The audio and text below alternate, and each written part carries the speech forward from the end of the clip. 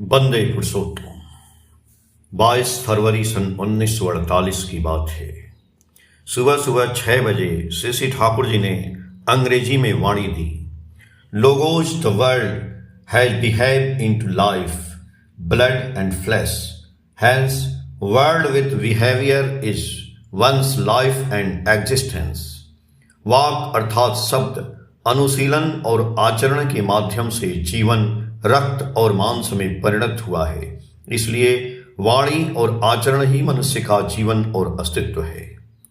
लेख लिखवाने के बाद श्री ठाकुर आम के पेड़ के नीचे चौकी पर आकर बैठ गए। धीरे धीरे सेनगुप्त, राय चौधरी, जुई माँ आदि वहां आए। उस लिखे हुए सूत्र को आधार बनाकर चर्चा शुरू हुई।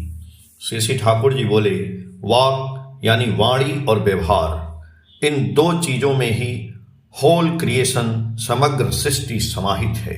इसलिए मनुष्य को उसकी विभिन्न अवस्थाओं की वाणी और व्यवहार से ही पहचाना जाता है।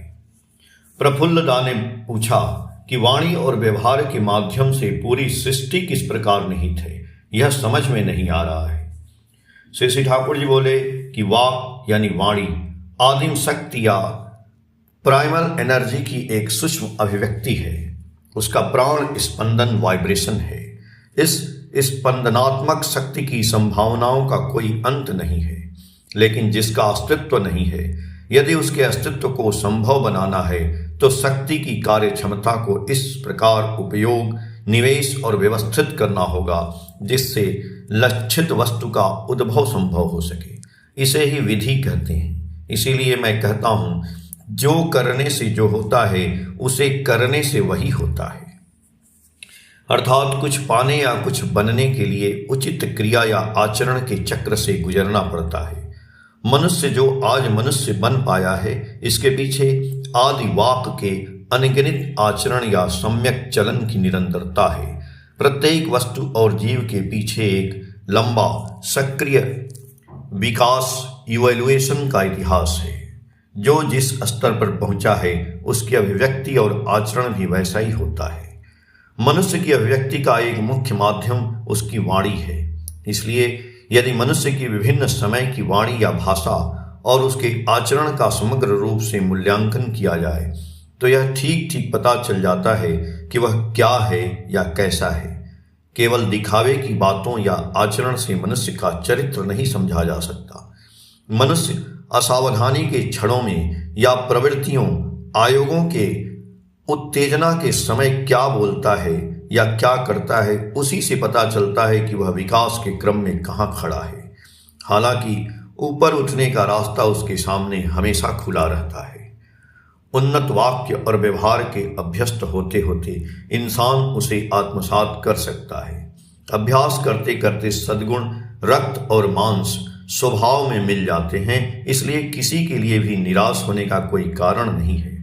बातों बातों में श्री ठाकुर ने कहा, एक होता है डिवाइन लॉ, सार्वभौमिक भगवत विधान, और दूसरा होता है डिस्क्रीट लॉ, स्थान काल पात्रोचित विधान। जैसे डिवाइन लॉ यह है कि सामान्यतः शराब नहीं पीनी चाहिए, लेकिन शायद किसी को शराब पीने से लाभ होता हो, उसे तब विशेष परिस्थितियों में मात्रा के अनुसार शराब पीने का विधान दिया जा सकता है। इसे डिस्क्रीट लॉ, परिस्थिति के अनुरूप विधान कहा जा सकता है।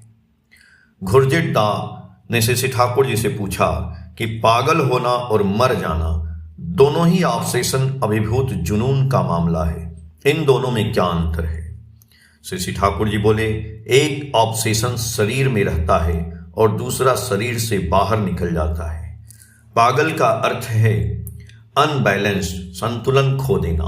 बहुत सारे विचार उसे जकड़े रहते हैं। तुम एक स्वस्थ व्यक्ति, सेलेक्ट, चुनाव कर पा रहे हो। तुम्हारी जीभ कड़वी चीज को थूक देती है।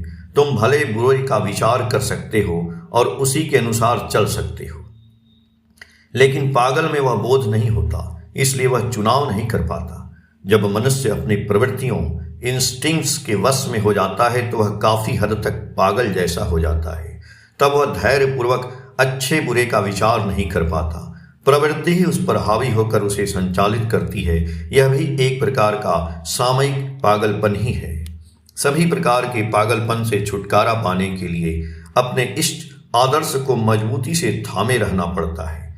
तब कोई भी ऑब्सेशन मनुष्य को परास्त नहीं कर पाता। और मृत्यु क्या है? मृत्यु एक भाव में ऑब्सेस्ड होकर कट ऑफ, विच्छिन्न हो जाना है। समाधि क्या है? समाधि फुल कॉन्शसनेस, पूर्ण चेतना के साथ एक भाव में डूब जाना है।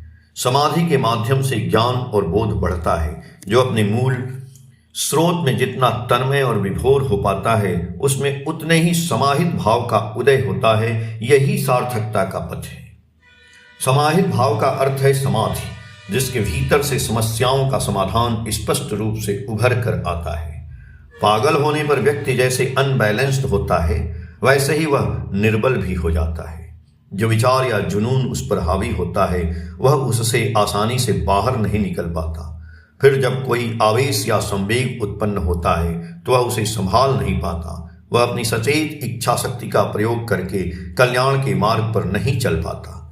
अक्सर सप्रेस्ड सेक्स कॉम्प्लेक्स, निरुद्ध यौन प्रवृत्ति के कारण लोग पागल हो जाते हैं। इसलिए यौन प्रवृत्ति और अन्य प्रवृत्तियों को सप्रेस, दबाना न करके उन्हें एडजस्ट, नियंत्रित, सामंजस्यपूर्ण करना चाहिए। सुना है जो लोग बहुत ज्यादा पागल हो जाते हैं, वे जल्दी मर जाते हैं। जय गुरु।